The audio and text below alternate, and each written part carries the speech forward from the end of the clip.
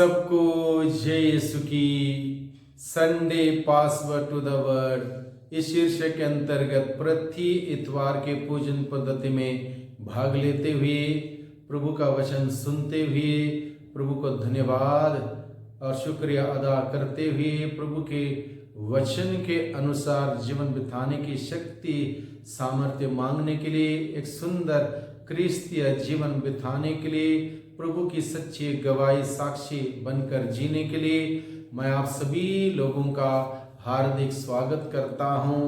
आज हम सभी सामान्य काल के 30वें इतवार की पूजन पद्धति में भाग लेने वाले हैं, भाग ले रहे हैं या भाग लेने की तैयारी कर रहे हैं। तो आज के इस 30वें इतवार की पूजन पद्धति के द्वारा प्रभु हम सबों को अपने वचनों के द्वारा शिक्षित करना चाहता है।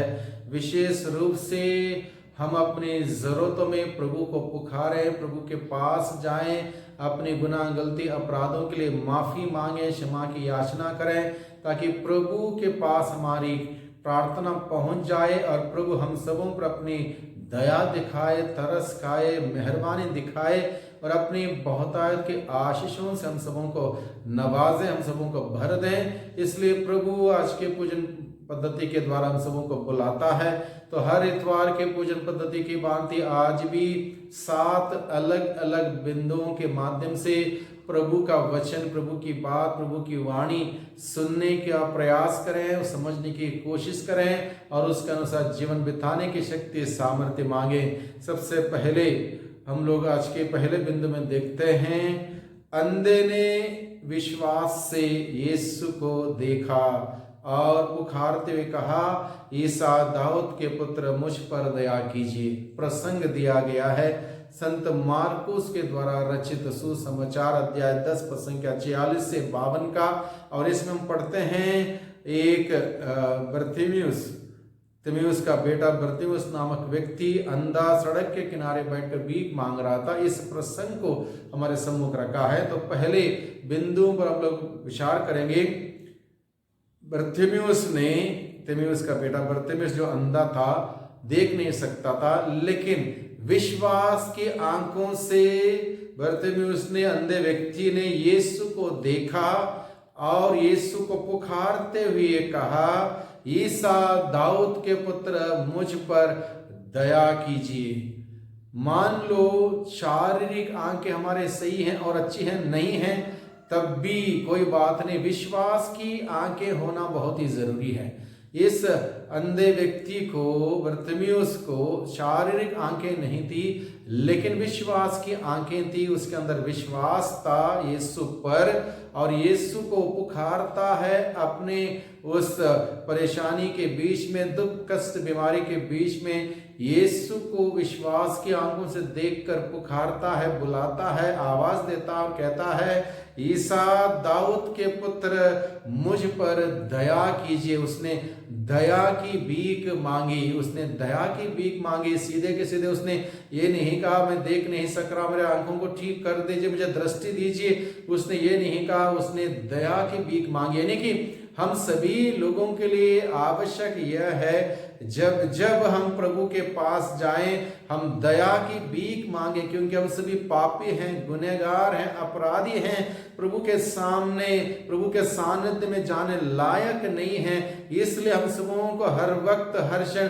प्रभु की दया की भीख मांगने की आवश्यकता है। जिस प्रकार से यह व्यक्ति, अंधा व्यक्ति प्रभु से कहता है, ईसा दाऊद के पुत्र मुझ पर दया कर। और जिस व्यक्ति पर प्रभु की दया की दृष्टि पड़ेगी, जिसको प्रभु की दया प्राप्त होगी, उसका निश्चित रूप से उद्धार होगा। इसलिए भाइयों बहनों, हम प्रभु के पास जाएं, हर दिन प्रभु के पास जाएं, दया की याचना करते हुए, दया की भीख मांगते हुए हम प्रभु के पास जाएं और प्रभु हम पर दया करेगा और हमारा जीवन का उद्धार होगा।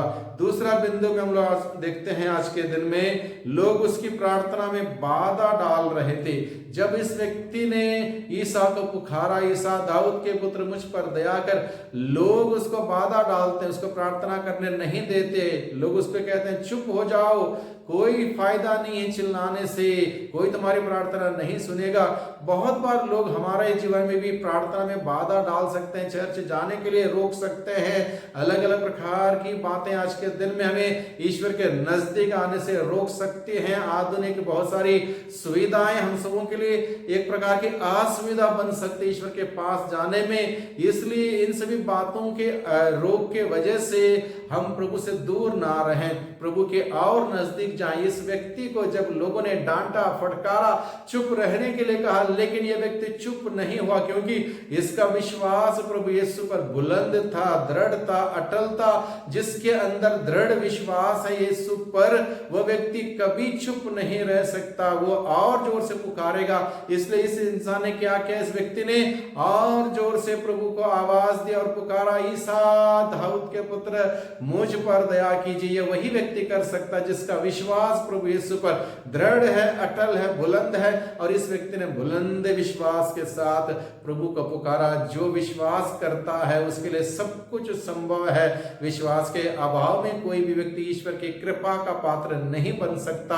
हम लोग पढ़ते हैं इब्रानी के नाम के पत्र अध्याय 11 पद संख्या 6 में। इसलिए इस अंधे व्यक्ति ने इस बात को साबित किया, विश्वास के द्वारा पुकारी हुई प्रार्थना यीशु के कानून तक पहुंच सकती है और उसका उत्तर हमें मिल सकता है, हमें सिखाता है। तीसरे बिंदु में हम लोग आज के दिन में मनन चिंतन करें।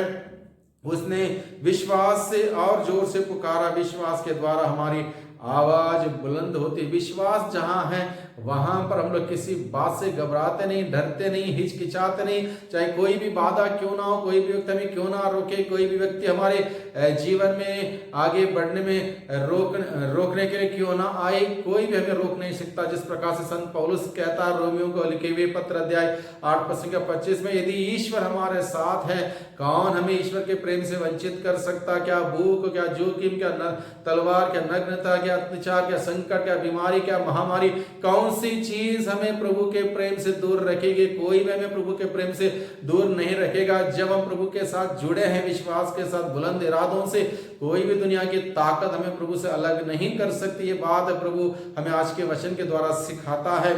चौथा बिंदु आज के दिन में मनन चिंतन करने के लिए, प्रभु ने उसकी प्रार्थना सुनी।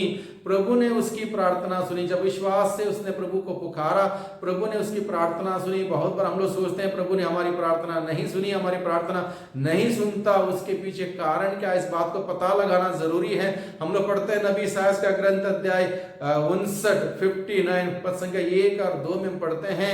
वहां पर लिखा है, ईश्वर का हाथ बचाने में समर्थ है, उसका कान बहरा नहीं हुआ है, वह सुन सकता है, किंतु तुम्हारे अधर्म ने तुमको ईश्वर से विमुख कर दिया है। तुम्हारे पाप के वजह से वो तुम्हारी प्रार्थना नहीं सुन सकता।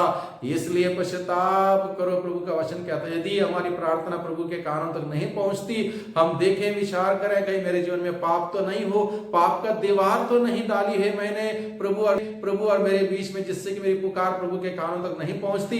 इसलिए भी विचार करना और विचार करते उसके अनुसार उचित कार्य करना बहुत ही जरूरी है। पांचवा बिंदु है आज के दिन में मनन चिंतन करने के लिए, प्रभु हमें सिखाता है, वह ईसा के पास आया और अपनी समस्या प्रभु के सामने रखता है। जब उसने प्रभु को पुकारा, प्रभु ने इसकी प्रार्थना सुनी, उसको प्रभु ने अपने पास आने का मौका दिया। वह व्यक्ति ईसा के पास आया अपनी समस्या को लेकर। अब वो ये कहता है, प्रभु मैं फिर से देख सकूं। इसके पहले उसने कहा मुझ पर दया कर। पहले उसने दया की याचना की, अब प्रभु के पास आया अपने जीवन को लेकर, जीवन के साथ जुड़ी हुई परेशानियों को लेकर, दुख समस्या को लेकर, बीमारी को लेकर प्रभु के पास आया। अब प्रभु से कहता है, प्रभु मैं फिर से देख सकूं। जब प्रभु ने इससे पूछा, क्या चाहते हो, मैं तुम्हारे लिए क्या करूं। जब हम प्रभु के पास जाएंगे प्रार्थना में, सबसे पहले हम प्रभु से दया की याचना करें, क्षमा की याचना करें, अच्छा पश्चाताप करें, पाप स्वीकार करें, पवित्र दिल से, मन से प्रभु के पास जा अपने निवेदन प्रस्तुत करें। प्रभु हमारी प्रार्थना सुनता है। प्रभु हमसे पूछता है, क्या चाहते हो, मैं तुम्हारे लिए क्या करूं। तब हम अपने निवेदनों को, जरूरतों को, प्रार्थना को प्रभु के सम्मुख रखें। प्रभु निश्चित रूप से हमारी प्रार्थना सुनेगा और हमें उत्तर देगा। इस प्रकार से हम अपने आध्यात्मिक जीवन में आगे बढ़ सकते हैं भाइयों बहनों। इसलिए हम लोग सीखें, प्रभु के पास जाएं। हम दुनिया में इधर उधर जाते हैं, अपने समस्या को लेकर, बीमारियों को लेकर, परेशानियों को लेकर, दुखों को लेकर इधर उधर भटकते रहते हैं। प्रभु के पास जाएं। प्रभु के पास हमारे समस्या का समाधान है, प्रभु के पास हमारे सवालों का उत्तर है। प्रभु के पास जाएं। प्रभु हमारी प्रार्थना सुनने के लिए हमेशा तत्पर है, तैयार है। छठे बिंदु में हम लोग मनन चिंतन करते हैं, प्रभु हम सबों से पूछता है कि वह हमारे लिए क्या करें, और हमें प्रभु से हमारी जरूरत बताने की जरूरत है। हम अपने जरूरतों को प्रभु से बताएं, प्रभु मैं चाहता हूं कि आप मुझे अपने अनुभव से भर दें, अपने प्रेम से भर दें, अपने शांति से भर दें, मेरे दुख तकलीफ दूर कर दें और आपके लिए जीने के लिए मुझे ऐसा वरदान दें, आत्मा के वरदानों से फलों से मुझे भर दें, और निश्चित रूप से प्रभु हम सबों को भर देगा। और सातवां बिंदु पर हमें मनन चिंतन करने की आवश्यकता है। प्रभु ने जीवंत वचन सुनाते हुए उस व्यक्ति से कहा, जाओ तुम्हारे विश्वास ने तुम्हारा उद्धार किया। जब हम अपने विश्वास के द्वारा प्रभु के हृदय को स्पर्श करने का प्रयास करेंगे, प्रभु हमें अपने प्रेम से स्पर्श करेगा और वहां पर चंगाई होगी, वहां पर अनुभव होगा। और प्रभु ने कहा, जाओ तुम्हारे विश्वास ने तुम्हारा उद्धार किया है। हमारे विश्वास के अनुसार हमारी प्रार्थना की सुनवाई होती है, हमारे विश्वास के अनुसार हमारी प्रार्थना की सुनवाई होती है। इसलिए हम बड़े बुलंद विश्वास के साथ, श्रद्धा भक्ति के साथ प्रभु के सिंहासन के पास जाएं, और प्रभु हमारी प्रार्थना सुनता है, क्योंकि वो हम सबों से बेहद प्यार करने वाला परमेश्वर है। वो चाहता है कि हम प्रभु के पास जाएं। प्रभु ने ये कहा, जो मांगता उसको दिया जाता है, जो ढूंढता उसको मिल जाता है, जो खटखटाता है उसके लिए द्वार खोला जाता है। प्रभु के पास जाएं, विश्वास से पुकारें, प्रभु के सामने अपने निवेदन प्रस्तुत करें। प्रभु निश्चित रूप से हम सबों से प्यार करने वाला परमेश्वर हमारी प्रार्थना सुनेगा, हमें उत्तर देगा और हमारे जीवन में महान से महान, अद्भुत से अद्भुत कार्य करेगा। वही प्रभु हम सबों पर अपना अनुग्रह बरसाएं, अपना प्यार बरसाएं, दया बरसाएं, शांति बरसाएं, बहुतायत की आशीषों को बरसाएं। प्रभु की आशीष, प्रभु की कृपा हम सबों पर हमेशा बनी रहे। सबको जय यीशु की, सबको धन्यवाद।